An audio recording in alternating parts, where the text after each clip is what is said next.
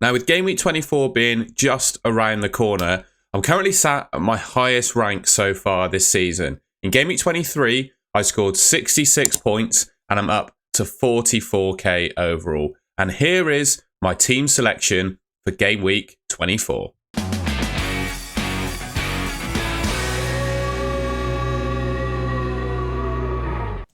All right, I'm going to start with a quick look at how my team got on in Game Week 23. I'm not going to spend a whole lot of time on this because in my transfer plans video, I did a full kind of review of how things went. You can see there, maybe made a benching mistake in terms of benching Antoine Semenyo instead of Morgan Rogers. But when I look at the fixtures, Rogers had West Ham and Semenyo had Nottingham Forest. And I don't think anyone could have predicted Bournemouth beating Nottingham Forest 5-0, right? They could have, I guess, foreseen maybe a win, given the good form that Bournemouth are in, coming off, of course, the back of absolutely thrashing Newcastle at St James's Park.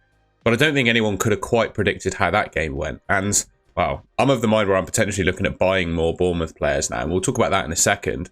Nottingham Forest, I've got double Forest defence. I guess, there was the only benching decision I could have made is starting Jacob Greaves, but, are you really going to start Greaves against Liverpool?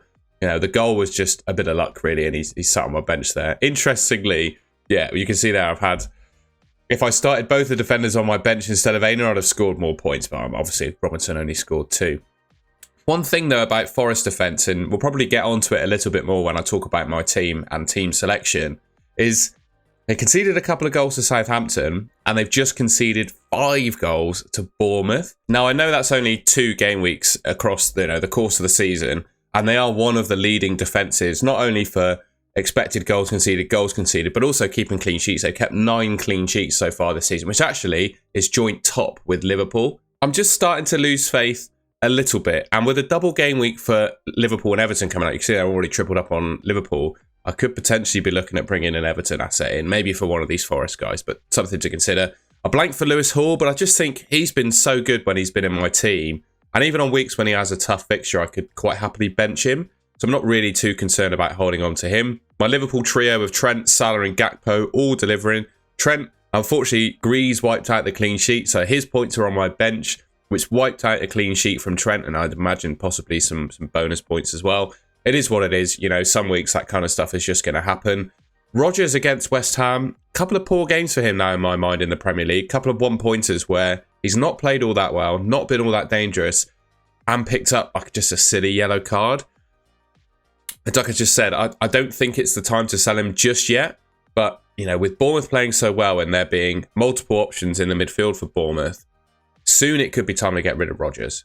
Palmer, another blank for him as well. I can't bring myself to get rid of Cole Palmer. I'll give him a week's grace there against Man City. And Bumo, a goal for him from that retaken penalty. In fact, Opta, there's a tweet from Baker FPL. I definitely check that out on Twitter if you haven't seen it already. But Mbumo was down from Opta for missing a big chance at the end of the game.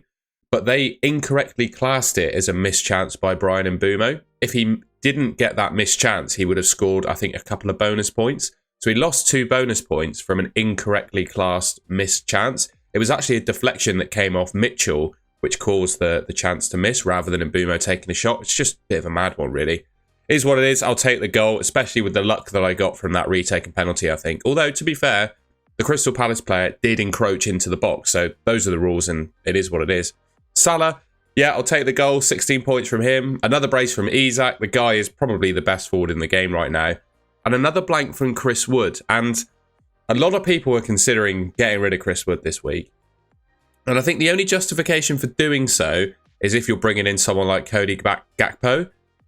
But for me, I can't bring myself to sell this absolute legend just yet. It might have been a couple of games where he's been a little bit disappointing, but across this season and last, he's been so good, I don't think there's a good enough justification to get rid yet. Now, I talked about potentially bringing in some Everton assets. Now, with the double game week in 24 coming up, obviously involving Liverpool and Everton, you can see there on the points, I've got 3 Liverpool players and I don't have any Everton assets at all.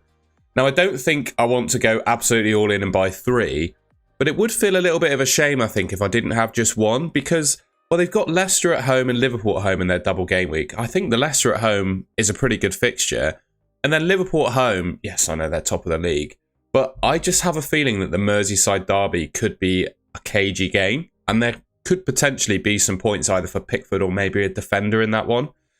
You know, I don't know. I have a feeling it could be a 0-0 draw or something like that. That's just my gut feel. You know, me saying that Liverpool don't score against Everton to you might seem absolutely crazy, but it's the final Merseyside derby at Goodison Park. David Moyes is back in charge of Everton. I just feel like there's going to be a good feeling around that game where Everton are going to be really difficult to beat. And of course, they got Leicester at home in that first fixture. So I do think there's a justification to potentially bring in an Everton asset. And I think there are 3 that are pickable at the moment. Obviously, with the Calvert-Lewin injury, there's no real justification to pick him anymore. He was probably the outstanding Everton attacking asset. I'm pretty sure it's pronounced Njai. No one's correct me in the comments on how I pronounce his name, by the way. With Calvert-Lewin being injured, Njai took the penalty against Brighton. So Njai is now likely to start, probably play 90 minutes. Is definitely, in my mind, Everton's best attacker, and he's on penalties. So if there was ever an attacking asset to pick from Everton, it's him. I probably won't do this. I could also use the assistant manager on David Moyes. He scored 19 points on the assistant manager chip in the game against Brighton. The fact they kept a clean sheet, scored a goal, beat a team that was 5 places or higher in the league than them. He came away with 19 points from that game. So, you know, if he could pull out a result against Leicester and then get something against Liverpool, the points potential there is huge as well. So I wouldn't say it's a bad idea to use it on David Moyes. I just think there could potentially be better opportunities to use it later on in the season. But I would say my top Everton asset that I could look to bring in is Jordan Pickford. Now, I said I've got Sales in goal, and I'm just a little bit concerned about that Nottingham Forest defence at the moment. Now, I think they've done enough this season and last season, to be fair, in terms of the underlying numbers they put up last season. Didn't quite get the level of clean sheets. I think they've proved enough this season that just 2 games out of the sample size of the season so far probably shouldn't be looked into too much. But they conceded a couple of goals to Southampton and then 5 to Bournemouth. Whereas you've got Jordan Pickford here. Everton they kept a clean sheet against Brighton just gone, who I would consider to be a pretty decent attack, although they're a little bit of a hit and miss team. But over the season so far, they've kept 8 clean sheets, whereas Forest have 9. So Forest only have 1 more clean sheet than Everton. And Pickford has double the games that Sales does. So I'm just a bit of thinking time there. That's one transfer that I'm really considering doing is Sales to Pickford. And something I've been saying since the start of the season, I remember saying it exactly. I'm probably going to end up with egg on my face about Onana. But I've been saying since the start of the season, my 2 favourite goalkeepers in the game who I think would score the most points come the end of the season are Jordan Pickford and Onana. Because for me, they tick the boxes of good goalkeepers. They keep an average amount of clean sheets across the season, sort of in and around double digits, and they make consistent saves. And Jordan Pickford here has got 8 clean sheets. So that's, if you count Nottingham Forest and Liverpool as joint on 9, that's the second most of any team kind of in the season so far. And he's making 3.05 saves per 90, which I think I'm right in saying that is the first saves point that you get. So he's averaging saves bonus every game, and he's got, 8 clean sheets from 22 games. That's pretty good. And then in Gameweek 24, he's got Leicester at home, who we wouldn't rule out a clean sheet in that one. I think if there was ever, a game where you think Everton could keep a clean sheet, it's probably at home against Goodison Park against a team like Leicester. And then Liverpool, where I said, even if they don't keep a clean sheet in that game, I think there's potential for Jordan Pickford to get some saves bonus. And on top of that, he's really good at saving penalties too. And what would be it'll be my captain will Salah. I don't think there's any doubt in that. But I feel like he could potentially get a penalty save as well. He's just really good at saving penalties, and that's worth quite a lot of points, isn't it? Then after that, it's Crystal Palace, Man United, Brentford and Wolves. And that's not too bad of a run of 5 games. Whereas I'm just going to go over to how my team's looking at the moment. Sales has got Brighton, and he's got Fulham away and Newcastle away over the next 3. And I just think comparatively, Pickford's next, 3 game weeks worth of fixtures are probably better. Just something to think about, I guess. Looking at the rest of my defence, I'm going to go with Trent. I mean, the only worry I have about Liverpool, to be fair, I've gone for Trent because I just think his minutes are more secure than other options I could have picked. I could have picked Van Dijk, to be fair, but I think Trent is better from an attacking perspective than Van Dijk. It's picking someone like, I don't know, Luis Diaz or Jota or maybe Arne Slot or Alisson, something like that. Well, Alisson, his minutes aren't more secure than Alisson, but he's better from an attacking perspective. What I'm trying to say is I still think Trent is the third best Liverpool asset behind Gakpo and Salah, who you might guess already have. But I'm a little bit concerned about how many clean sheets they're actually going to keep.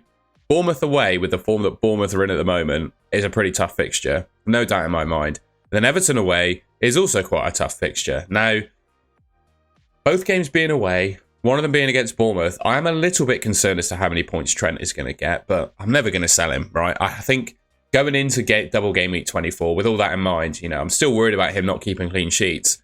I'd be more worried about not owning Trent, I think, with the potential attacking threat he has, and the fact that Liverpool have been one of the best defences in the league so far this season. So yeah, I'm happy to own him. I just have a little bit of doubt as to how many clean sheets he's going to get. Lewis Hall with Fulham at home, good fixture. And he's got Man City away, but I've got other, potential double game week for Anthony Robinson coming up. I could quite easily bench him if I need to. And then Ola Aina as well. A little bit of a close call, I'd say, between Aina and Robinson as to who to start. But I think with Aina playing Brighton at home, Robinson, Newcastle away is really tough. I think, and also Greaves has Southampton at home. But I still think out of the three, Aina has the highest likelihood of a clean sheet. So Sales to Pickford could be a transfer I make. Right now, I've still got Sales in my team. We'll have a look at things overall with Pickford in it. But right now, that's how my defence is looking. Before I get into my midfield, and I spoke about this on my transfer plans video, I have a little bit of a debate at the moment as to who I have in my team as my cheap midfielders. If you look at my points, I'll just show you my points so far. You don't have the price, but you can see this for yourself. I've got Rodgers and Semenyo at the moment, who both sit at this sub 6 million price category, right? And I'm just of the mind, are those two right now actually the best at this price point? I've been pretty hardball on saying that Rodgers, in my mind, is the best sub 6 million midfielder in the game for his security of minutes and just how good he's been this season. But actually, I think on form at least, he's been overtaken by 2, maybe 3 assets. Maybe even 4. I'd say there's potential that Ahmad, Kluivert, Semenyo, and even Ouattara with the game he's just had, you could consider to be better than Rodgers right now. For me, I think with Ouattara, I can't pronounce his name correctly, Ouattara, his performance against Nottingham Forest was amazing, but it's one game over the course of the season so far. His underlying data, to be fair, is pretty good, but I don't think he's going to score a hat-trick every week. But one player that has really impressed me recently is Kluivert. Now, it's just a question of whether it is a purple patch or this is actually the player that he's become. Because I always saw Justin Kluivert as kind of a fringe player. Someone who, will score the odd goal here and there, but was never like ripping up any trees. But in the last month, he has been playing, I think, the best football of his entire career, from open play at least. And he also has the added benefit of taking penalties. And from Game Week 25 onwards, the Bournemouth fixtures are absolutely amazing. So I'm of the mind, I won't do it in 24. I don't think there's any justification to do it in Game Week 24. I'm of the mind, potentially in Game Week 25, to move Rodgers onto Kluivert. And just a quick look at how my midfield's lining up at the moment. And it's also quite tough to do that, because if you look at the fixtures that Rodgers has got, and also have a bit of a benching headache here, Semenyo's got Liverpool at home, which is obviously a tough fixture, but Bournemouth are in amazing form. And Rodgers has Wolves away, which is obviously a good fixture, but Rodgers probably isn't in the best form. So it's fixture versus form, I say, on whether I start Rodgers or Semenyo. My gut feel is to start Rodgers, and that's also partly backed up by the fact I've got Trent in my team. So, yeah, I've got Semenyo on the bench at the moment, but that's quite a tough one. And then I mentioned in Game Week 25 the potential to move Rodgers onto Kluivert. Rodgers has Ipswich at home in Game Week 25, so I'd be selling Rodgers ahead of Ipswich at home for Kluivert, who I believe has Southampton at home. Yeah, he does Southampton away and then Wolves after that. So the fixtures are actually better, but it's just whether I make the move in 25. It's going to be a tough one. There's at least a couple of weeks, well, maybe even 3 weeks to go until I actually need to make that decision. I'm just going to let things slide and probably start Rodgers. I've got Mbumo with Tottenham at home, who are probably, genuinely, one of the worst teams in the league right now. So I'm very happy to have him for that game. Palmer against West Ham. I've seen people considering selling Cole Palmer, but I just think there's such a, I wouldn't say shortage, because there's lots of cheap midfielders you could pick. But I just wouldn't get rid of Cole Palmer right now. I'm quite happy to keep him. Salah, obviously not going to get rid of him. Everton away, Bournemouth away, 14.8 expected points for him. That's the highest total I've seen so far this season. Obviously due to the fact he's got a double game week. There's no way I get rid of Salah this week. No way I probably get rid of him all season long, to be completely honest with you.